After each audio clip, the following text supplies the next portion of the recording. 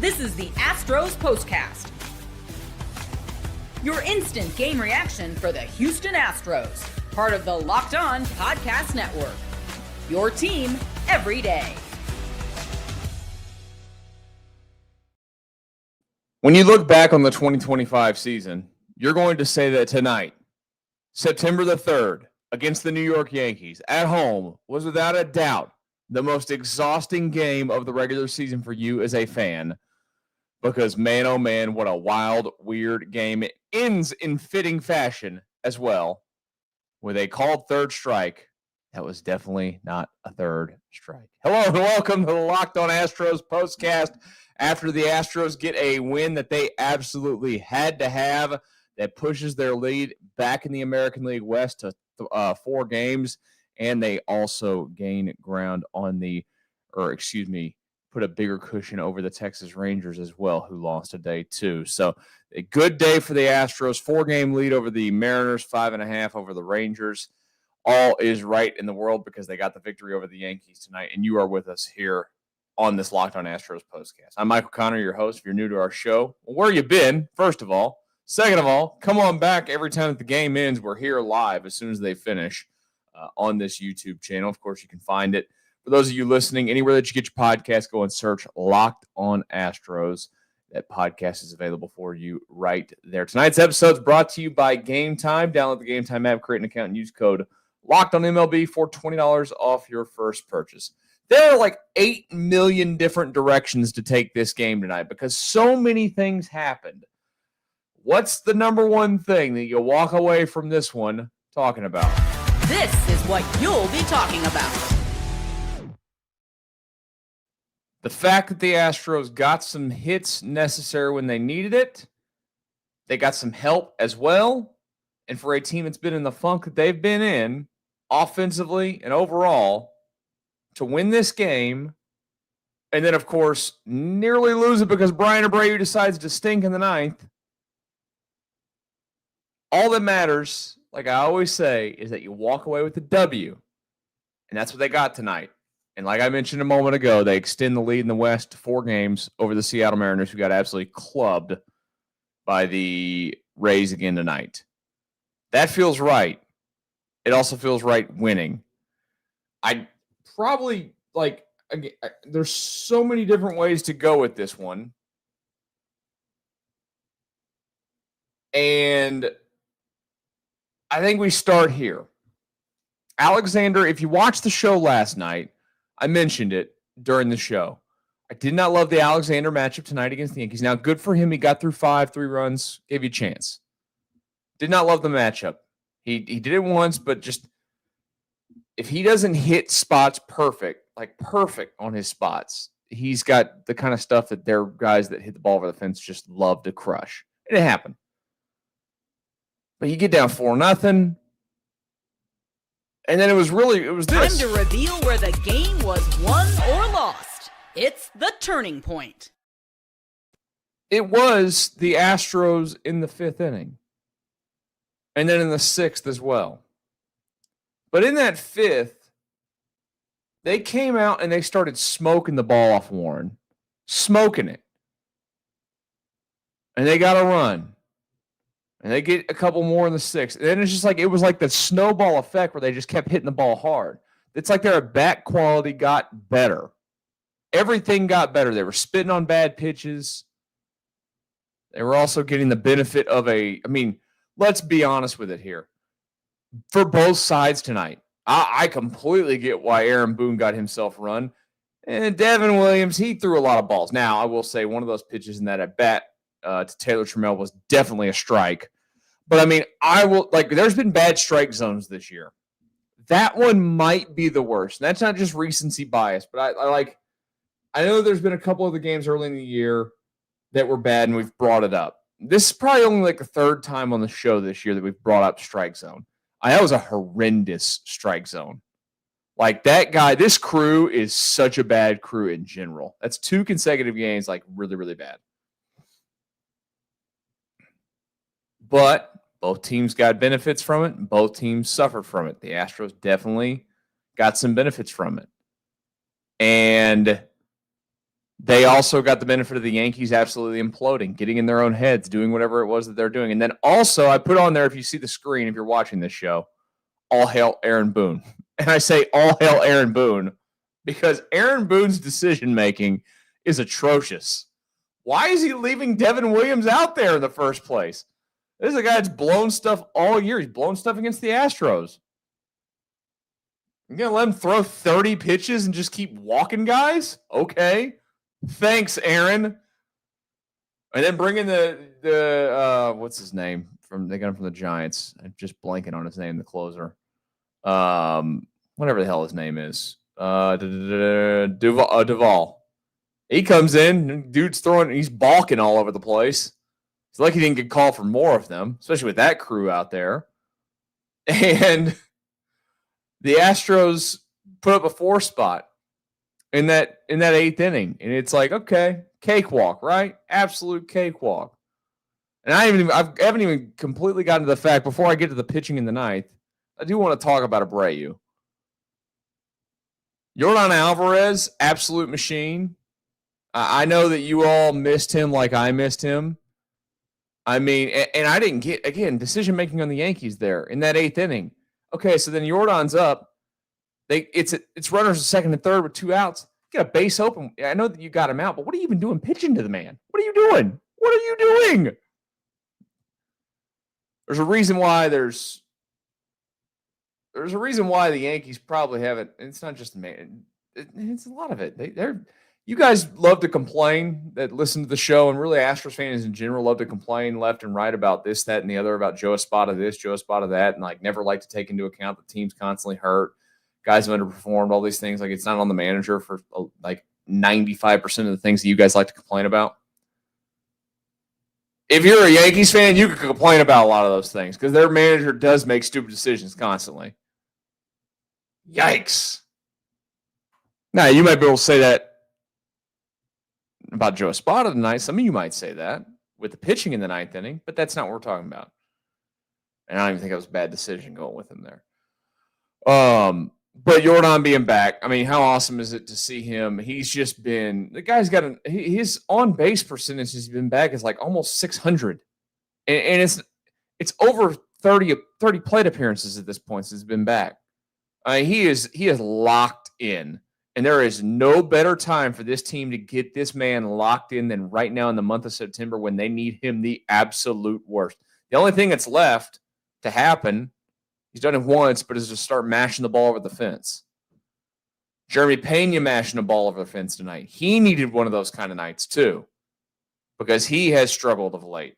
And he has not hit the ball hard all over the place. And they got that out of him as well. Like I mentioned, they got good quality at bats out of guys tonight, even when they did benefit from the strike zone a little bit. I mean, Taylor Trammell, cool as a cucumber up there in that at bat as well.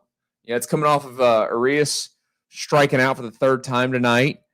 And that guy's tied for the major league lead in sac flies in the season. And you just kind of expect him to get the job done there and didn't. And you've got 2 outs. And to go up there and to be as selective as Trammell was fantastic.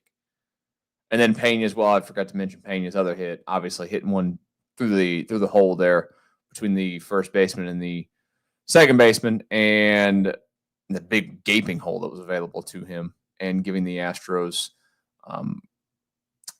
more cushion there, which was absolutely fantastic. Now, let's talk about the 9th inning, because the 9th inning was not spectacular. We'll do that here in a brief moment. It's the Locked On Astros Postcast. Before we get to all of that, I got some things I need to talk to you guys about. First of all, when it comes to, are you still paying full price for gas? Well, what are you doing? Stop leaving money behind. Get real cash back every time you fill up with the free Upside app. Simply download the free Upside app in the App Store or Google Play right now and start earning cash at the pump today. Use my limited time promo code SEASON and get an extra 25 cents back per gallon on your first fill up. You could make up to $300 a year just from buying the gas you already need. First, I thought it was too good to be true, but it's totally legit. Real people are getting paid just to make their daily commutes, and you can too. Plus, you can cash out anytime to your bank account, PayPal, or an e-gift card for an Amazon or other brands. Don't let this offer drive on by. Download the free Upside app now and use my limited time promo code SEASON for a limited time 25-cent per gallon bonus. That's promo code SEASON. Offers vary by user and location. Go to upside.com for terms and conditions. Up next on my messages for you, Game Time. That's right. There's nothing like catching a baseball game live, the energy of the crowd, the chance to see your team in person, but actually getting tickets. That's the tough part. Queues, login screens, surprise fees. It takes all the fun out of it. That's why I use Gametime, the app that gives the advantage back to the fans. Gametime is fast and easy and backed by the Gametime guarantee. You'll always get 100% authentic tickets delivered on time and at the best price, plus all fees included, so the price you see is the price you pay. Download the Gametime app, create an account, and use code LOCKEDONMLB for $20 off your first purchase. Terms apply. Again, that's promo code LOCKEDONMLB for $20 off. Swipe, tap, ticket, go, download Gametime today. And one final message, and we're getting back to our Astros discussion here in just a second, about Monarch Money. Most people, well, they can't name all their financial accounts or even what they're worth, whether it's 401ks, properties, or investments. And when you don't have the full picture, you can end up leaving money on the table. That's where Monarch Money comes in. It's an all-in-one personal finance tool that brings you your entire financial life together in one clean, easy-to-use interface on your laptop or your phone. Monarch Money is built for people with busy lives. If you've put off organizing your finances, Monarch is for you. Monarch does all the heavy lifting for you. You can link all of your accounts in minutes, see clear data visuals, get smart categorization of your spending, and finally feel free and in control of your money without ever touching a spreadsheet. Don't let financial opportunities slip through the cracks. Use code LOCKEDONMLB at monarchmoney.com in your browser for half off your first year. That's 50% off your first year at monarchmoney.com with code LOCKEDONMLB. Astros had to have it tonight. That's exactly what they got in a wild, weird way.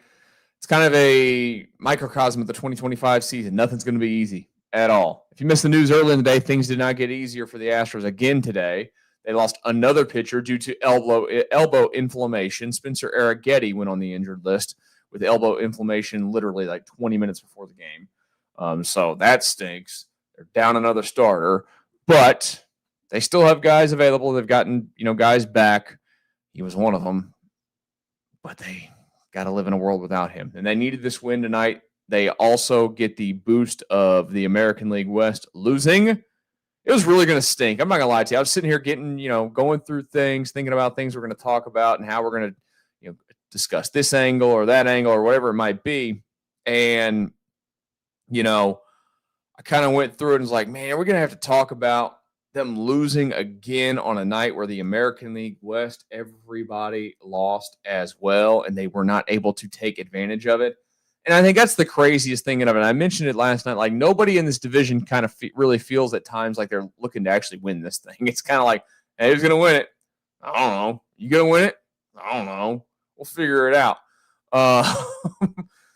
And tonight they had a prime opportunity in their face. And it didn't look good early, like I mentioned. It took until that fifth inning where they started to really lace the baseball. And, offensively, it can happen quickly. Now, I will say they've not had extended long periods of, unbelievable success at the plate this year. So I do have the question marks of, can they find a lengthy period of time where they're really successful at the plate?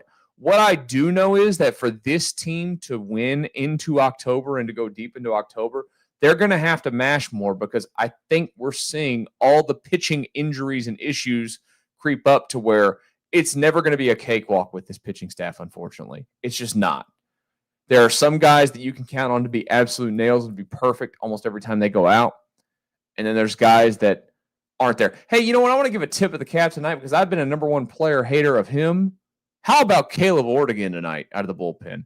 His inning was tremendous. He's been working this sweeper, which, I don't know how much of a sweeper it is. They call it a sweeper, but it feels like it's just like a big, hard, fast, almost curveball that just kind of dives a little bit.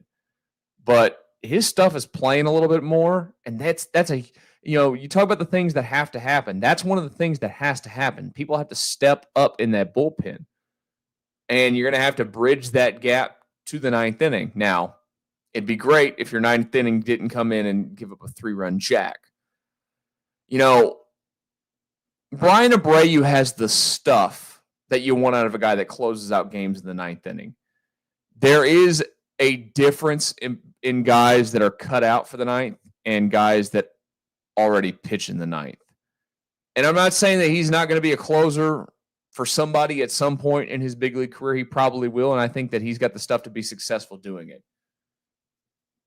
But for as much as, we like to dog on Hader last year, I mean, I think you see the vast difference in what a true lockdown closer is in the ninth inning compared to what Brian Abreu is. Brian Abreu is brilliant for his eighth inning role. He is. And to deploy him in situations where you need him to get a big out here and there, I think that is what he is so well suited for. I just don't think that he throws strikes consistently enough to be a successful ninth inning guy. Now, that can change. That can absolutely change. But here's my thing always. When you have that big of a fastball, which velocity isn't something that, keeps guys from or really puts guys down in Major League Baseball, it hinders guys at all anymore. But when you have that big of a fastball and you have that nasty of a wipeout slider, there's nothing wrong with it landing in the strike zone more often.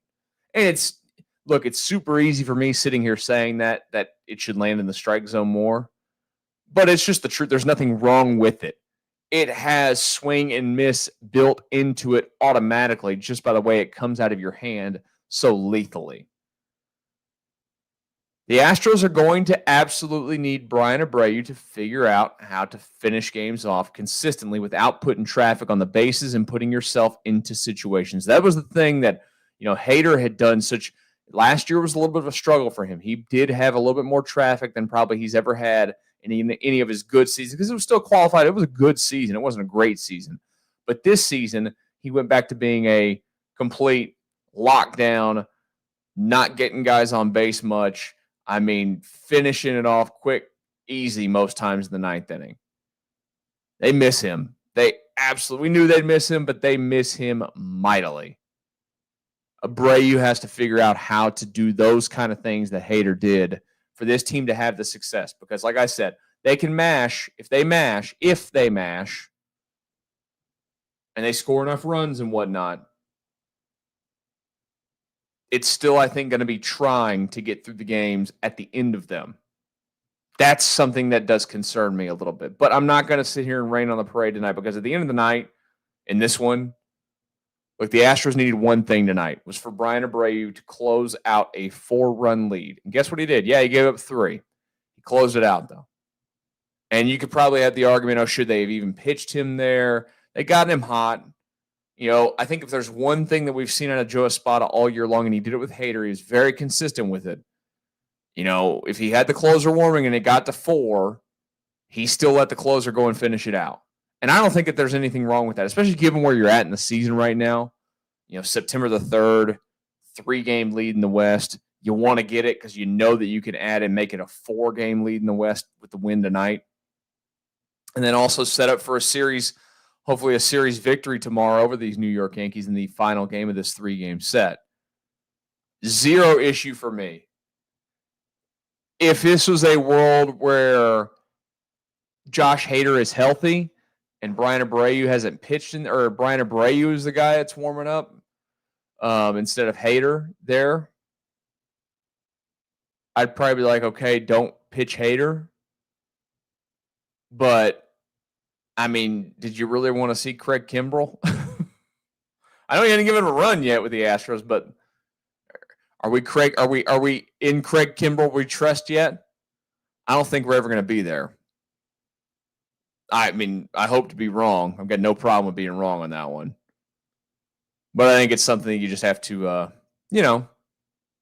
talk about from this one tonight was that, it was a rough ninth inning for Hader. On a great night, like they got the win like they needed. Jordan doing his thing, all those things. That brings me to this. Who wins the... This is the Locked On Player of the Game. Player of the game tonight for your Houston Astros. Like I mentioned, I have plenty of candidates for this one.